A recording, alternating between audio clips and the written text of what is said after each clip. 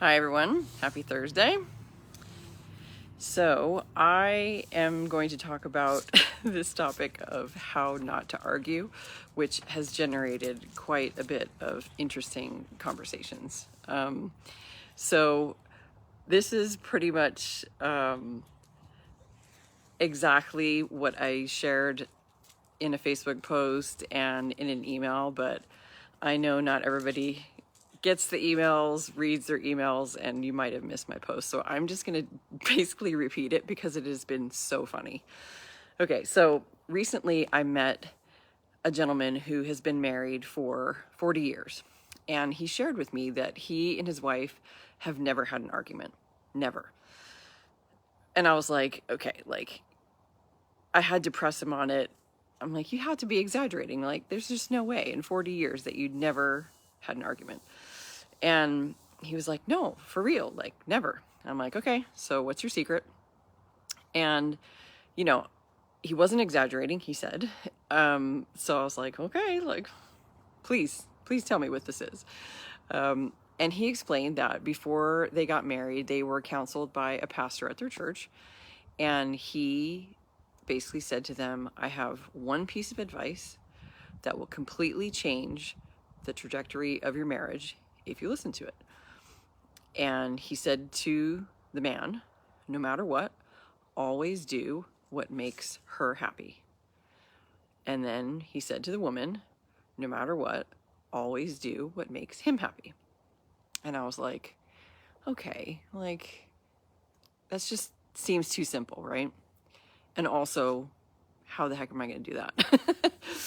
But simple and yet powerful, right? Because if you think about one of the main reasons, I think we argue in general is because of selfishness, pride, ego, right? Which is basically like putting ourselves first. We might not look at it that way in the moment, but selflessness is not something that we see very much these days. But imagine, what our marriages would look like if we could at least try to adopt that. So, I thought about what is like the most common reason that you and your partner argue, and then ask yourself, like, what could you do to prevent it by thinking about their happiness first. So I'm going to give you a couple examples of some really common things that couples argue about, just as a way to get you started. So chores, I think, is probably, from what I've read, like number 2 in like the most common reasons people argue. I think number 1 is children. But chores, okay, so let's think about, I'm going to think about this from the woman's perspective. If this is something that we argue about, what would make him happy?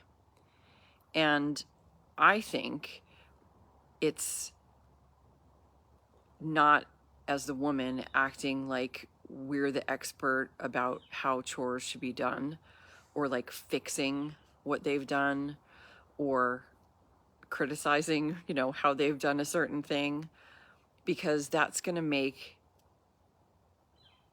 I think, him more likely to want to do stuff, which is going to reduce the arguments about it. And I think that's one of the main reasons that this becomes like a point of contention, is because I don't think it's because men don't want to help. I think it's because they don't want to be told how to do it, or be told that they did it wrong, or witness their wife fixing what they did, right?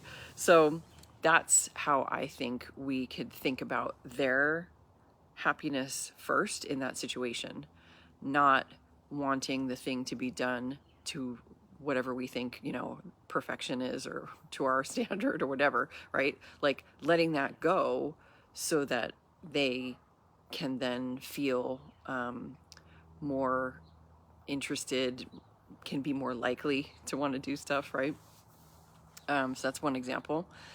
I think the other thing that's really common that comes up in arguments is I don't think we argue about communication styles, but I think communication styles being different cause arguments.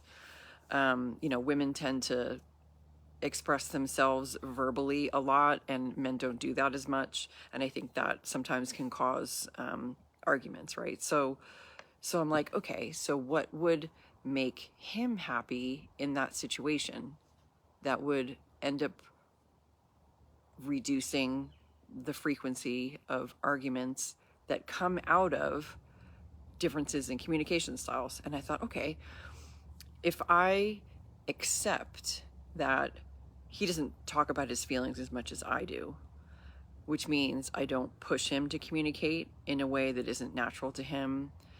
I don't try to, force him to talk about things if he doesn't want to. And I try to sort of adapt by like meeting in the middle somewhere, right?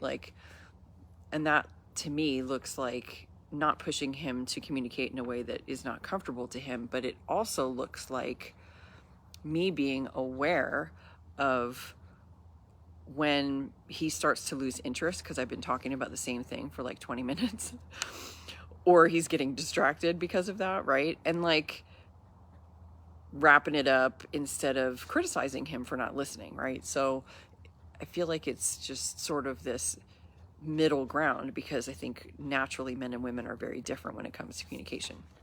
So those are just some ideas I came up with on the fly.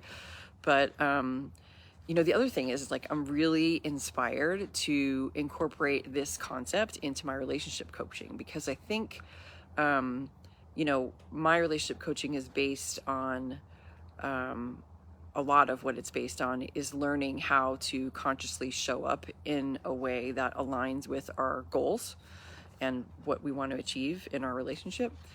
But I think if we were to bring this concept into it as well, being more mindful of our partner's happiness, like that could be a total game changer. So I'm really excited about that. So I challenge you, think about something you argue about a lot and just ask yourself, what could I do to prevent it? If I'm thinking about my partner's happiness, how could that end up preventing that argument or maybe reducing the frequency of the argument about a particular topic? So just something to think about.